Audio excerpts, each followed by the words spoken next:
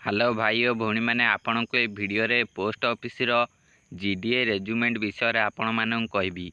आपण माने जानिथिबे post office GDA रेजुमेंट एबे एबे आसीची। आपण माने ए रेजुमेंट रे किपरि अप्लाई करिवे एहा विषय रे आपण मानन कहबी और एहा सहित कोन कोन डॉक्यूमेंट एहा विषय रे मध्य कहबी। आपण मानक पाखरे सब प्रकार डॉक्यूमेंट नथिबो। आपण मानक पाखरे सब प्रकार डॉक्यूमेंट थाई पारे किंतु से डॉक्यूमेंट गुड़िक लागि परिबो नाही। एबे मु आउ डेरी न करी ए सब विषय रे एबे कहि दउची। मु आउ डेरी करूनी। एबे चलंतु जानिबा ए इंडियन पोस्ट जीडीए पोस्ट देखंतु एथिरे 98,083 टी पोस्ट रहिछि। एप्लीकेशन मोड ऑनलाइन रहिछि। लास्ट डेट अगस्त 2024। मेल फीमेल समस्त अप्लाई करि परिबे। ए देखंतु मु आउ बेसी किछि कहूनी। आपण माने तो जानिथिबे।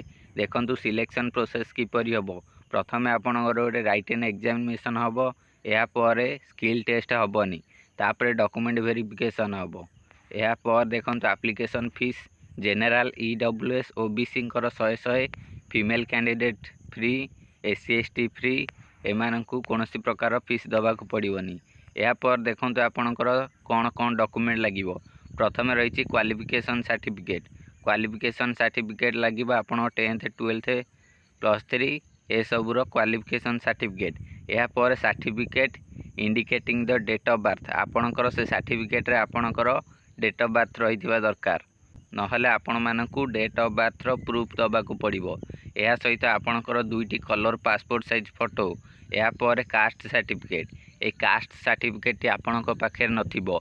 जदि भी आपणक पाखे अछि सेटा चलिबो नाही। एथिरे आपणकर स्टेट रो कास्ट सर्टिफिकेट थिबो स्टेट गवर्नमेंट रो, किंतु एटा होछि सेंट्रल गवर्नमेंट रो पोस्ट टी। आपण मानकु एथिरे अप्लाई करिया कोले सेंट्रल गवर्नमेंट रो कास्ट सर्टिफिकेट दबाकू पड़िबो। ए सेंट्रल कास्ट सर्टिफिकेट पई आपण माने आपणक निकट जे कोनसी तहसील ऑफिस अछि तांको सहित जाई जोगाजोग करि परिबे। आपण माने सेइटु कास्ट सर्टिफिकेट टी पाई जिवे। एहा सहित इफ एनी एक्सपीरियंस सर्टिफिकेट आपणकर अन्य कोनसी जदि एक्सपीरियंस अछि तार सर्टिफिकेट रहिछि तेबे से सर्टिफिकेट गुड़िक मध्य देई परिबे।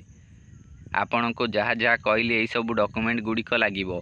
ए जो कास्ट सर्टिफिकेट ऑनलाइन माध्यम रे बाहर करा जाउची स्टेट रो सेही सर्टिफिकेट आपण एटी व्यवहार करि परिबे नाही। जदि आपण सेही सर्टिफिकेट व्यवहार करंती तेबे आपणकर रिजेक्ट होई पारे।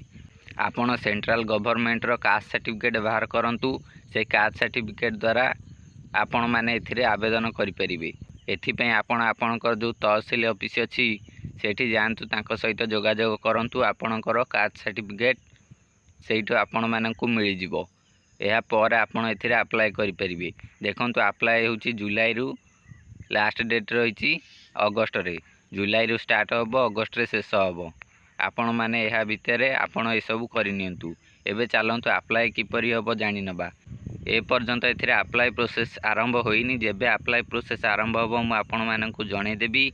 आपण माने किपरि अप्लाई करिवे एहा मध्य आपण मानकु जणे देबी। आपणकर जो जानिबार इच्छा अछि तेबे आपण चैनल को सब्सक्राइब करी पाखे थिया बेल आइकन को ऑल दबाई की रखंतु।